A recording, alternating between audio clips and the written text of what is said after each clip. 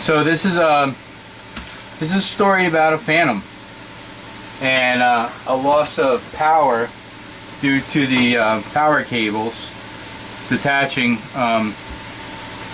one day about a month after having my Phantom. You're pulling and pushing and pulling these power cables, putting your battery in and out. I had the Phantom 1, and the wires came loose, didn't check it, still new at this, and my thing fell about 200 feet like a rock when it disconnected and destroyed the body of the Phantom. So it's reincarnated. This is probably one of the few pieces that didn't get destroyed along with the legs, but yeah, this was the bottom of the Phantom, and this thing just came screeching down. So instead of scrapping the whole thing, use it as a fun hobby, I decided to use the parts from it and build a little hybrid here. So now I make my own cables. That's the single. Here's a double for double battery. I don't see the reason to buy them. You can buy these little things here for $3 for 10 of them, and you know, you can just get some 12 gauge wire and do it yourself. So as you can see, this is has some remnants of the Phantom blades. This is a GPS unit. Now with the GPS unit and the compass, you know, the compass is down here on the legs. Also, you notice the legs are from the Phantom. So I took it off the legs and I actually glued it in here. So this is the top of the Phantom, and this is a lens shade for a camera, DSLR camera, and the diameter fit perfectly on there. Trimmed it a little bit. I have some more work. I'm going to put a little fiberglass around there and then paint it so it looks a little bit better. So we got the Phantom legs, and most of the inside is all, well, we have the NASA, and we'll open up in a second. So here's my ESCs, the electronic speed controllers, and if we open that up, here's some unopened speed controllers for the Phantom. I got these after I destroyed it.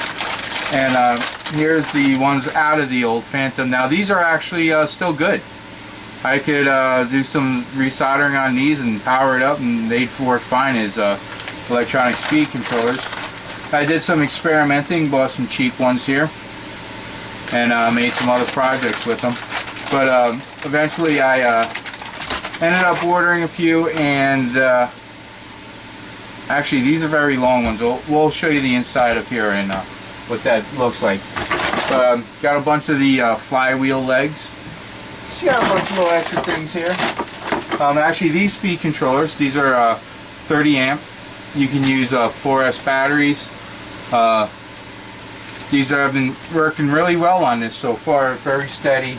It seems like all the motors get the same amount. These are the speed controllers that came with the 450, and of course we have our stock Phantom motors. So these were on the I marked them right, left, and all that stuff, but these were from the crashed unit. I decided I'll use these as backup if I need them, and then went and bought these other DJI 920 kVs, and they're 920, yep, and they're pretty much all the same motor. And then of course before it crashed I ordered some brand new ones.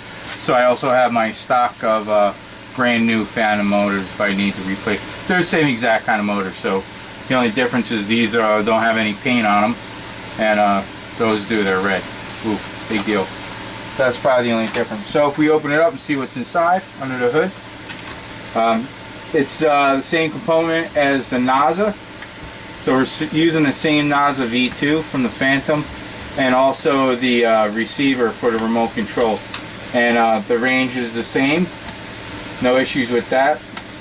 It's a fast little bird here. The one thing I had to get was a power. This is the LED that flashes. It also powers up the NASA, which is tucked underneath all these little wires. And I've heard people say, "Oh, don't put all those wires around your NASA." It doesn't affect it at all. The NASA works fine. And where the speed controllers are normally on the arms, and here I'll show you my my 550. The speed controllers are all on the arms, as you see a lot of times. On this one, the speed controller wires were long enough, but I was actually able to keep them in here and actually put these little white shields on here, and everything fits nice and neat in there. And I'm actually going to be disconnecting the this upper portion because I'm going to add some fiberglass around here, make it a little neater looking. But this thing is flying perfect, no problems, no issues at all. It's actually nice and nimble and fast. This is the receiver. This is the stock Phantom receiver. Actually, I took the antennas off and put some longer ones on. Ordered them on Amazon where they snake up, and one goes here to the front and one goes here to the back. That way we have it spread out a little bit to have a better receive range. So this is the reincarnation of a Phantom. And no, if you have a horrible crash, you just gut it out. And this frame was $25. I think it's called a Dragonfly or something. It's one of those third-party companies. I believe it was newer. Neewer or Newer or something like that on Amazon. $25 for this frame.